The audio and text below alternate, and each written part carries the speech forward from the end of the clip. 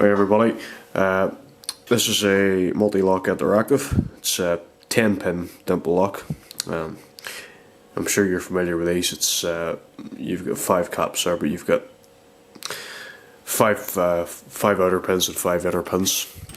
I wasn't really planning on doing any picking videos today, but I thought I would sit down and have a quick crack at this while I'm sort of waiting to go out. And I shit you not, this thing opened in like a fucking minute. I was fiddling about with it and it just dropped into that big massive false set that would indicate that the inner pins need to be set, and I thought to myself, no fucking way. Tickled the inner pins a little bit, both done, and I'm just absolutely speechless. My success rate with these hasn't been particularly high. So for that to happen was a bit of a shocker. I would imagine that this is mastered, which probably helps. I'm just going to show you it. There's the key for it there. Multi-lock interactive, do not duplicate, yada yada yada. I've got some guff on the back there. So this is definitely from a master system. It has to be. There's no way that it would be that easy otherwise. There's the cuts just there.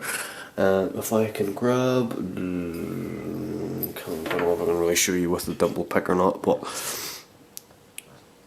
you see obviously the larger cuts are for the outer pins, and then the smaller cuts are for the inner pins. And then this right here is the interactive element, which is for the front pin. You can see that moving up and down. The idea of this is it pushes that front pin. It's the maximum depth and then a little bit more. So if you just had like a blank key, that front pin could never set, kind of thing. I think it's like an anti-bump kind of idea. And see the cuts on the side of the key there as well. So obviously there's going to be ball bearings on the side, but that's just a key control measure. You don't have to pick those. So yeah, I'm just looking here. I was going to show you the telescoping pin in the front, but it doesn't seem to have an inner pin.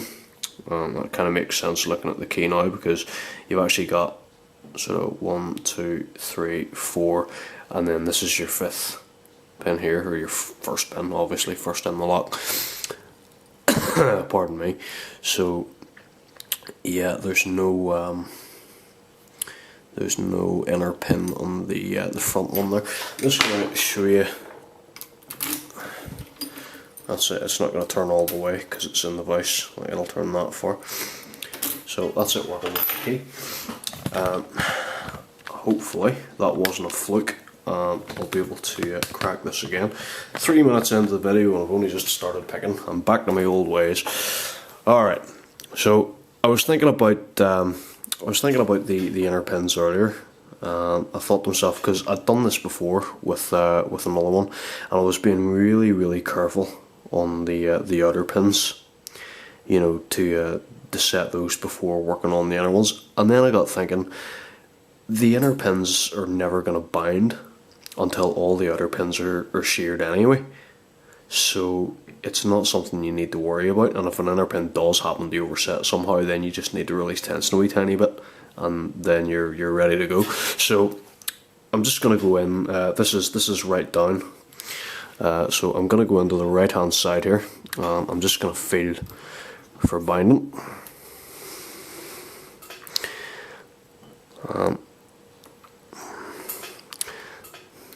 The pins are binding really clearly.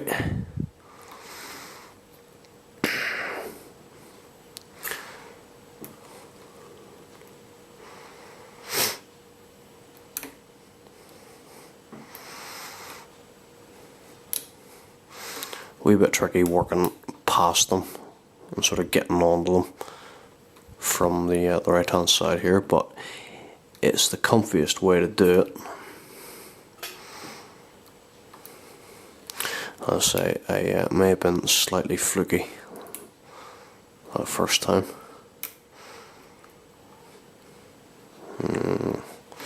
I had overset something there.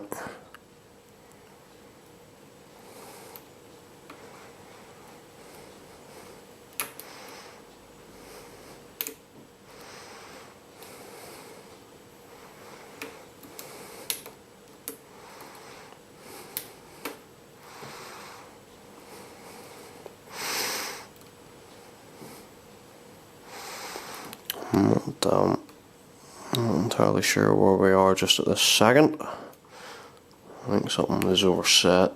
I need to ease up on the tensing a bit because I'm going a bit heavy on it. Which sometimes you need, but okay, nice wee bit of rotation out of there. Okay, there's our big rotation there. All I need to do is give those inner pins a little bit of a tickle, and it's just done, open, just like that. So I really don't know what to say about that, guys. I would say that there's a lot of mastering going on there. I can actually zoom back out and give you your quality back. You can see there's all the pins doing their thing in there. I'm a little bit apprehensive about gutting this. I've never gutted one of these before, especially with the ball bearings and shit as well.